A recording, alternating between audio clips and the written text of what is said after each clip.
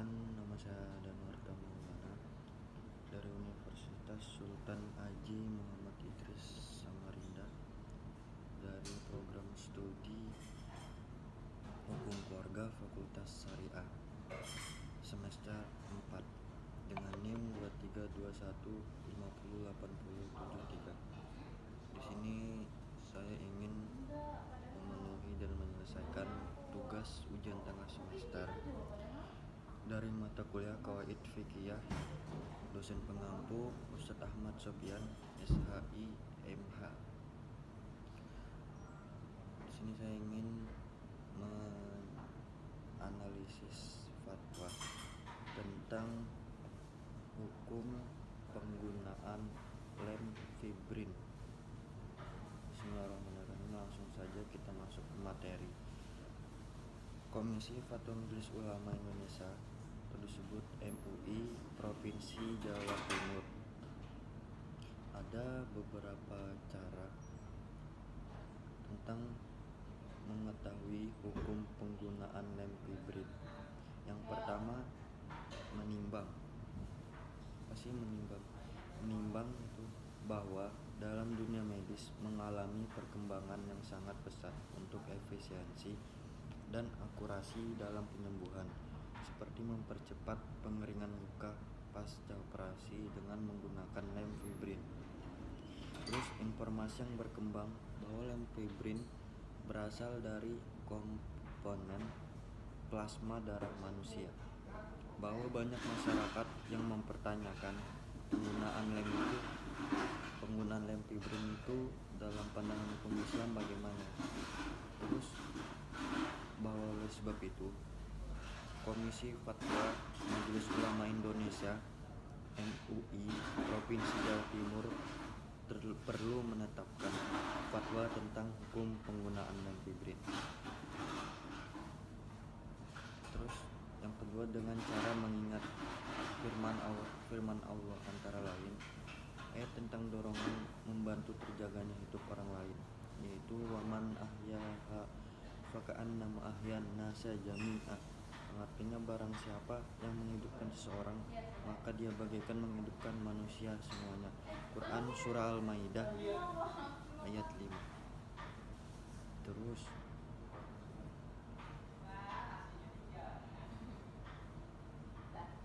hadis Nabi SAW tentang segala penyakit ada obatnya. An Nabi Hurairah radhiyallahu anhu an Nabi sallallahu alaihi wasallam qala ma anzalallahu da'an ila anzalahu shifaa. Dari Abu Hurairah radhiyallahu anhu dari Nabi sallallahu alaihi wasallam, Allah tidak menurunkan suatu penyakit kecuali menurunkan obatnya. Hadis riwayat Al-Bukhari. Fatwa-fatwa hukum penggunaan lem fibrin antara lain ada dari hadis Nabi SAW terkait larangan membahayakan diri sendiri dan juga orang lain. An Abi An-Nasin Ani bni Abbasin qala Rasulullah sallallahu alaihi wasallam la dororo wala diroro. Riwayat Ibnu Majah wa Ahmad Malik. Diceritakan dari Ibnu Abbas, ia berkata Rasulullah sallallahu alaihi wasallam bersabda, tidak boleh membahayakan diri sendiri yang juga orang lain dan juga orang lain. Hadis riwayat Ibnu Majah, Ahmad, Malik dan Al-Tabrani. Terus kaidah fikih antara lain ad-daruratu tubi'u al-mahzurah. Keadaan darurat membolehkan sesuatu yang dilarang. Al-masyaqqatu tajlibu tafsir. Kesulitan dapat menarik pemindahan. Ad-dararu yuzalu. Bahaya harus dihilangkan. Ada dengan cara memperhatikan. Dalam Qawaid Al-Ahkam fi Maslahi Al-Anam disebutkan kebolehan berobat dengan benda najis bila belum menemukan benda suci yang dapat menggantikannya. Terus dalam Al-Majmu' dijelaskan kebolehan berobat dengan barang najis selama tidak ditemukan barang suci yang dapat menggantikannya. Fatwa hukum penggunaan lem fibrin dalam Al-Qulyubi dijelaskan kebolehan menyambung tulang dengan barang najis ketika tidak ada barang suci yang pantas. Apabila seseorang menyambung tulangnya karena pecah dan ia hendak menyambung dengan tulang najis sebab tidak ditemukan tulang yang suci yang pantas untuk disambung, maka hal tersebut dianggap uzur. Terus dalam Al-Fiqh Al-Islami wa Adilatuhu disebutkan tentang kebolehan memindahkan organ ke bagian lain dari tubuh manusia dengan jaminan adanya manfaat yang lebih besar daripada kerugian yang ditimbulkan. Diperbolehkan memindahkan organ ke bagian lain dari tubuh manusia dengan mempertimbangkan jaminan bahwa manfaat yang diharapkan dari operasi ini lebih besar daripada kerugian yang ditimbulkannya. Dengan adanya disyaratkan juga hal tersebut untuk mengembalikan organ yang hilang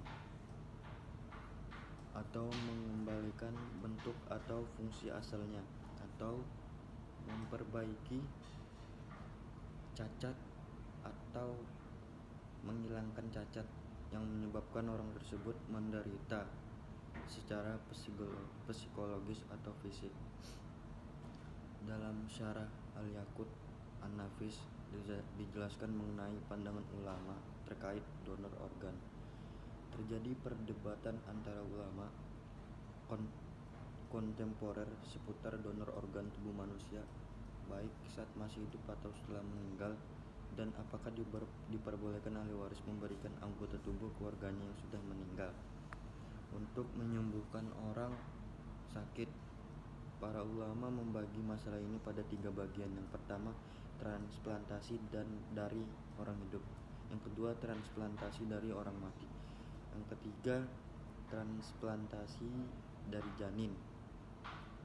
Kesimpulannya, kedua kelompok sepakat mengharamkan mengkomersilkan pemindahan organ tubuh, dan satu kelompok memperbolehkan donor organ tubuh secara cuma-cuma dengan beberapa catatan, yaitu yang penting catatannya darurat.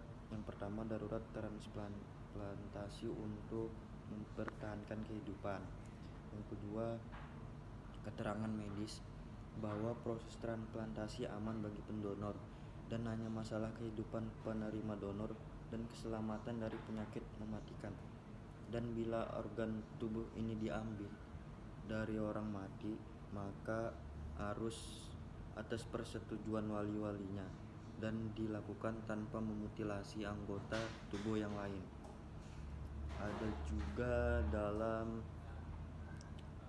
Al-Fiqh Al-Islami disebutkan definisi darurat, daruriyah, ajiyah, dan tasniyah. Daruriyah adalah sesuatu di mana kehidupan manusia yang berkaitan dengan agama dan dunia tergantung kepadanya, sehingga andaikan tidak ada, maka kehidupan di dunia menjadi tercederai dan di akhirat tidak mendapat kesenangan, bahkan mendapat siksaan. Artinya, daruriyah ini merupakan setiap sesuatu yang keberadaannya untuk proteksi tujuan. 5 prinsip dasar. Terus dalam Qawaid Al-Ahkam fi Maslahi Al-Anan disebutkan bahwa penguasa bersama para wakilnya harus mengambil kebijakan yang terbaik bagi rakyatnya demi menolak dan kerusakan serta bisa mendatangkan keuntungan dan kebaikan. Penguasa bersama para wakilnya harus mengambil kebijakan yang terbaik bagi rakyatnya demi menolak bahaya dan kerusakan serta bisa mendatangkan keuntungan dan kebaikan. Di antara mereka tidak boleh mencukupkan hanya mengambil kebijakan yang baik di saat mampu mengambil yang lebih baik, kecuali mengakibatkan kesulitan yang berat. Dari ahli bedah menyatakan sebagaimana berikut. Para ilmuwan mencari cara yang dapat menjamin menyatunya jaringan secara sempurna. Lem fibrin adalah salah satu hasil dari para ilmuwan sebagai alternatif dalam penutupan luka. Di samping fungsi hemostatis menghentikan luka, perekat, dan penyembuhan. Terus lem fibrin itu sendiri terdiri dari dua komponen. Pertama merupakan campuran substansi kering mengandung fibrinogen dan faktor aktif dengan larutan aproteinin. Komponen kedua adalah campuran substansi kering mengandung trombin aktif dengan larutan kalsium klorid. Dua komponen tersebut diambil dari plasma darah manusia. Untuk memisahkan menggunakan perantara, heparin tidak berasal dari unsur babi. Setelah terpisah, untuk heparinnya tidak ikut pada fibrinogen dan trombin. Keunggulan dari lem fibrin jika dibandingkan dengan teknik jahitan adalah yang pertama, operasi dapat dilakukan dengan lebih cepat. Penempelan jaringan dapat terjadi dengan cepat. Terus inflamasi akan berkurang. Ada juga yang punya trauma akibat proses penjahitan tidak akan terjadi lagi. Terus lem fibrin memiliki dua macam, yaitu lem fibrin komersial dan lem fibrin ontologus, dibuat langsung dari darah penderita. Karakter lem fibrin sendiri tersebut sama dengan lem pada umumnya, yaitu bisa menghalangi sampainya air ke kulit dalam waktu tertentu, bisa dilepas atau bisa menghilang dengan sendirinya dalam waktu 2 hari.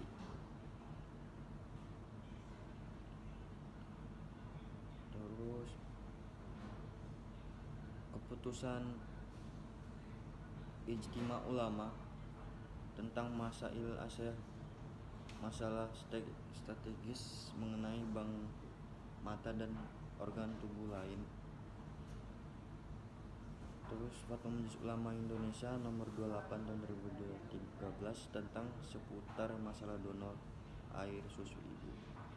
Terus dengan bertawakal kepada Allah Subhanahu wa taala, memutuskan dengan cara yang terakhir menetapkan hukum penggunaan lem fibrin. Itu yang pertama, ketentuan umum. Dalam hal yang dimaksud dengan lem fibrin adalah produk biologis yang digunakan untuk menghentikan pendarahan, perekatan jaringan, dan mempercepat proses penyembuhan luka. Lem ini berisi fibrinogen manusia dan trombin manusia yang dikemas secara terpisah. Terus yang kedua, ketentuan hukumnya adalah Islam mendorong upaya pengobatan karena bagian dari proteksi terhadap 5 prinsip dasar syariah atau al-daruriyah al-khams dengan menggunakan metode yang tidak melanggar syariat. Mengingat lem fibrin bisa menghalangi sampainya air ke kulit, maka harus dihilangkan terlebih dahulu sebelum bersuci. Kecuali masih dalam waktu yang dinyatakan belum bisa dilepas, maka hukum bersuci bagaimana orang yang memakai perban sahihul jumuh. Terus ketentuannya, fatwa ini mulai berlaku pada tanggal ditetapkan dengan ketentuan jika di kemudian hari disempurnakan sebagai mestinya. Terus dengan mencermati komponen proses pembuatan secara fungsi lem fibrin, maka lem fibrin tidak boleh digunakan kecuali dengan syarat. Yang pertama, digunakan dalam kondisi darurat atau digunakan karena adanya kebutuhan dalam efektivitas pengobatan. Yang kedua, belum ditemukan komponen hal yang bisa menggantikannya. Mungkin cukup itu saja dari saya yang bisa saya sampaikan dan jelaskan. Kurang lebihnya minta maaf. Wabillahi taufiq wal hidayah. Assalamualaikum warahmatullahi wabarakatuh.